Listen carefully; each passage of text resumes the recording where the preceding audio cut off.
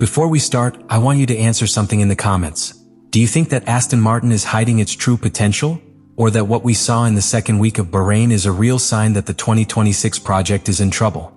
Because what happened in Sakhir was not a simple test with little luck. It was a team that arrived with a completely new car, with a Honda engine debuting in the new era, with a reformulated technical structure, and that ended up running less than almost everyone, constantly entering protection mode and without being able to show a single clean run that would allow us to understand its true level. The first thing to understand is the real context in which Aston Martin arrived at the second week of testing in Bahrain. It was not a simple continuation of the program. It was the key moment to validate the entire 2026 project in real conditions. The car had already shown signs of fragility in the first test, but Sakhir was where they had to consolidate mileage, do long runs, simulate the race and begin to understand the true potential of the AMR26. And exactly the opposite happened. Aston Martin was one of the teams that completed the fewest laps in that second week. In a completely new regulation where every kilometer is worth gold to correlate data between simulator, wind tunnel and track, the British team lost a critical amount of information. We're not just talking about competitive times. We talked about basic technical understanding of the car. The central problem was not aerodynamic in the first instance. It was not an illegal wing. It was not a controversial ground. The focus was on the Honda power unit and, more specifically, the integration of the electrical system and energy management. The car went into protection modes too soon. Entire programs had to be aborted. There were arrests on the track. Revolutions were limited. The top speed was obviously reduced. And this completely changes the performance reading. Because when a car cannot turn at a competitive speed, when the V6 does not work in its optimal window and the hybrid system forces power to be cut to avoid further damage, the time ceased to have comparative value. Aston Martin rolled, yes, but it didn't roll free. He rolled conditioned. There were times when the car simply couldn't execute consistent long runs. This means that they could not correctly evaluate degradation, high fuel load balance, or long stint behavior. And on a track like Bahrain, which punishes the rear axle so much and requires traction stability, not being able to do complete simulations is a direct blow to development. The most delicate thing is that the problem did not seem to be located in a single point that was easy to solve. The technical environment itself admitted that the failures appeared in different areas of the car. New gearbox, new rear suspension, new electronics, new engine supplier. Too many variables changing at the same time. And here the internal tension begins. Because when you introduce so many new parts in a single season and the system fails as a whole, you can't just change one component and move on. You need to understand the interaction between all the systems. You need hours of track. And Aston Martin in that second week did not have them. Plus, every time the car stopped or went into protection mode, they didn't just lose time. They lost confidence. They lost continuity. They lost their work rhythm. In a preseason test, operational flow is essential. Go out, measure, adjust, go out again. But when the car spends more time in the pit than on the track, the learning becomes fragmented. And that's what makes this second week more than just a lack of reliability.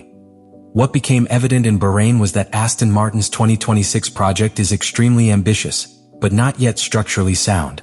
The Honda chassis electronics integration is not yet mature. And when Alonso's engineer acknowledges that they have had to run limited to preserve components, that is not a concealment strategy. It is technical survival. Because it is one thing to have poor reliability in a test. That can happen to anyone. But it is quite another if, internally, the team begins to question the technical basis of the project after only the second week on the track. And this is where the truth that unleashed the drama comes in. During that week in Bahrain, it became clear that the car could not run aggressive test programs. It was not a strategic decision to hide performance. It was a technical obligation. The power system forced them to enter protection modes too early, the car had to limit revs, and at many times they simply could not complete the planned runs. That creates a huge problem. Correlation. In modern Formula 1, the simulator and the wind tunnel build a very clear expectation of behavior. Energy maps, thermal windows, predicted aerodynamic loads are designed. But when you get to the track and you can't ride in the expected conditions because the hybrid system forces you to protect components or because the integration is not working as it should, the comparison is distorted. When faults appear in different areas of the car, and not in a single clearly identifiable component, the diagnosis becomes more complex. It's not about changing a piece and getting back on track. It is understanding how all systems interact under real load. And there is the most delicate part. Because the feeling that began to circulate internally was not simply, we need filming. It was, "We're not fully understanding the car yet." That changes the narrative completely.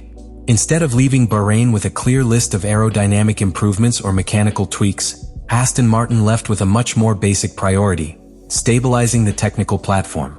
Without a solid foundation of reliability, any further development is built on shaky ground. Additionally, each missed lap has a cumulative cost. You don't just lose data. You lose confidence in planning. You lose room to experiment. And in a new regulation where every team is trying to uncover gray areas and hidden performance windows, falling behind in understanding can drag on for months. The most disturbing thing is that this situation does not only affect the present. It affects the entire development schedule. If Honda chassis integration does not stabilize quickly, the first updates could be delayed. And if the first updates arrive without a clear correlation, the risk of misdirection increases. That's what makes this second week critical. We're not talking about a bad batch. We are talking about structural doubts at the starting point. And when such an ambitious project starts with technical uncertainty, internal pressure skyrockets. Because the goal is not to be halfway competitive. The stated goal is to fight for the championship in the new era. But before fighting for the title, you need something much more basic. That the car can roll freely. Because in Formula One, especially in new regulations, the starting point is everything. If your foundation is solid, every upgrade adds up. If your base is unstable, every upgrade is a gamble. And Aston Martin left the second week without a completely validated basis. They were unable to complete consistent long simulations. They were unable to correctly map the degradation in real-world conditions. They couldn't test the car in its full power window. That means any performance analysis they have right now is incomplete. And when your understanding of the car is partial, the risk is developing in the wrong direction. The most serious problem is not that the energy system has gone into protection. The problem is that the Honda chassis electronics integration is not yet completely harmonized. When failures appear in different areas of the car and not in a single clearly isolated component, the solution is not immediate. That forces the team to prioritize reliability over performance. And in a grid where each team is looking for tenths in gray areas of the regulations, dedicating weeks to stabilizing the technical platform can mean missing the train of initial development. This is where the drama becomes strategic. Because 2026 is not a transition season for Aston Martin. It is the beginning of the most ambitious project in its recent history. Official Honda engine. Completely new architecture. Reinforced technical structure. Very high expectations. But the reality that Bahrain left is clear. They still cannot squeeze the car freely.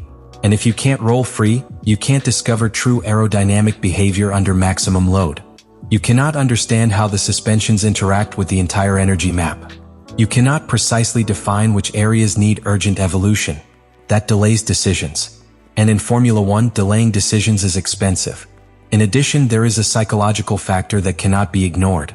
When a project starts with visible technical limitations, internal pressure increases. Each technical meeting becomes more intense. Each data is analyzed with a magnifying glass. And the margin of error is reduced. The risk is not starting slow. The risk is starting without clarity. If Aston Martin manages to quickly stabilize the energy system and complete programs in the following sessions, the damage could be controllable. But if the integration continues to show fragility, the project could enter a reactive rather than proactive development cycle. And that, in new regulations, can mark the entire season. Because while some teams will be fine-tuning pure performance, Aston Martin could still be consolidating its base. The second week of testing in Bahrain was not simply a preseason setback for Aston Martin.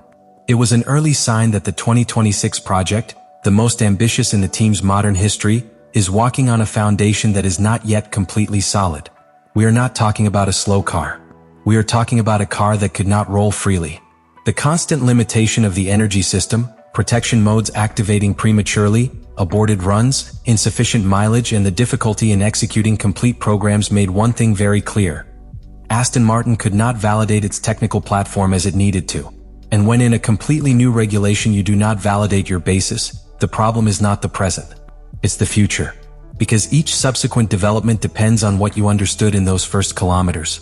If the correlation between simulator and track is not clean, if the Honda chassis integration is not yet harmonized, any next step can be built on incomplete data. The big question leaving Bahrain is not whether Aston Martin will be competitive. The big question is whether they will understand their car soon enough to not miss the boat of initial development. Because in this new era, the one who promises the most does not win. The one who understands the fastest wins. Let me know in the comments what you think about all this.